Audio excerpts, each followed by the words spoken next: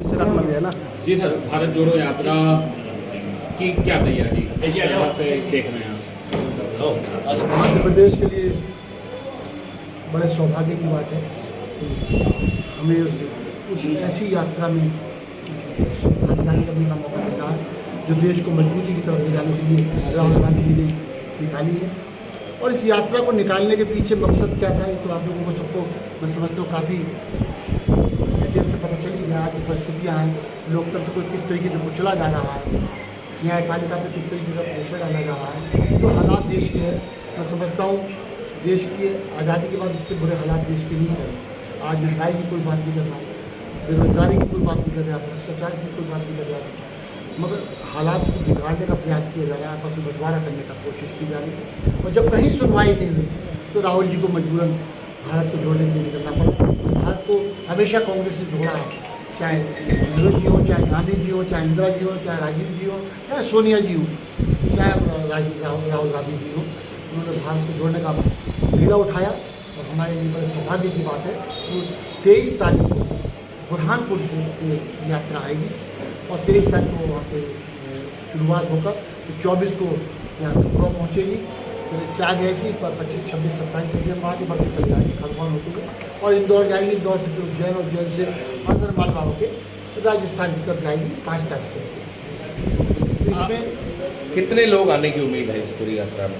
ये ऐतिहासिक हो, ये यात्रा में लाए नहीं जा रहे हैं लोग, ये लोगों का भावना है, लोगों का मन है, लोगों की इच्छा है कि हम इसमें शामिल हों।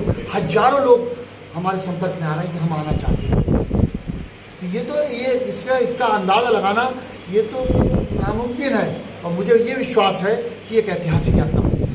आपने मंच से भी कहा है कि विपक्ष के सारे नेता को ईडी और सीबीआई से डराया जा रहा है, तो क्या ये यात्रा ईडी और सीबीआई के खिलाफ भी है? देखिए, ये देश को जोड़ने की यात्रा है। इसमें जो हालात देश के हो गए इस समय, जिस तरीके का बंटवारा करके देश को बंटवारे की तरफ ले जाने का काम किया जा रहा है, बड़ी मुश्किल से देश की आज़ादी में सभी लोगों ने अपना सहयोग किया था। हिंदू भी थे, मुसलमान भी थे, सिख भी थे, ईसाई भी थे, बड़ी कुर्बानियाँ दे के इस देश को आज़ाद किया था। और आज बड़ी उम्मीदें थी कि हमारा देश आगे बढ़ेगा और आज हालात जिस तरीके के हैं, कहाँ महंगाई होगी, नौजवान बेरोजगार घूम रहा है, उसको कोई बात नहीं कर रहा। तो इस सब से लड़ने के लिए कहीं ना कहीं तो किसी न किसी को तो बीड़ा उठाना था। तो राहुल जी का हम धन्यवाद देना चाहते हैं कि उन्होंने भारत को जोड़ने के लिए ये बीड़ा उठाया। और मुझे पूरा विश्वास है आने वाली दिनों में इस जो मौजूदा सरकार है, चाहे देश की सरकार हो या प्रदेश की सरकार हो, उसे झुकना पड़ेगा, उसे गरीब और किसान की, मजदूर की परेशानियों को समझना पड़ेगा। खाली चंद उद्योगपतियों से देश नहीं चलने वाला है। देश तो गरीब किसान मजदूर चलाता है, उसकी पीड़ा को राहुल जी ने समझा और मुझे पूरा विश्वास है ये सरकार भी समझेगी और उनकी मदद करेगी। सावरकर पर जो है, सावरकर पर हमला उनका मुद्दा उछाला है राहुल गांधी जी ने। आज एक चिट्ठी जाहिर की है कि उन्होंने लोगों से माफ़ी मांगी थी। किस तरह से देखते हैं इसको, क्या इस समय पर इसका महत्व है? राहुल जी हो या कांग्रेस के लोग हों या विपक्ष के लोग हों, जिस तरीके से दबाव देने का प्रयास ये मौजूदा सरकार कर रही है, मगर राहुल गांधी जी के लिए कभी झुके नहीं। झुकता वो है जो डरता है।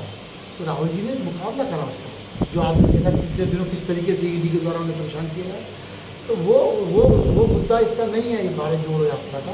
भारत को तो सभी संप्रदाय को, सभी समाज को जोड़ना है।